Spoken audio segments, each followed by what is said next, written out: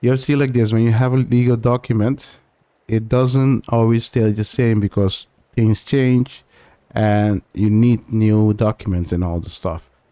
So here, when there's a security breach, especially with the ticket system, you can create a policy for the people that works for your company. And this is one of those documents, and it says exactly what you need to do. And that I cannot say a lot about it because it depends on your company. This is like the framework, and when you look at your company, you will know, okay, we do this, we do that, and those things you put into the security response plan policy. The reason I'm saying this is because not every company is the same. So in this case, not every policy is going to be the same. So this is just a framework, and you will put things in it to make it to make it for your company. That's how you need to see it.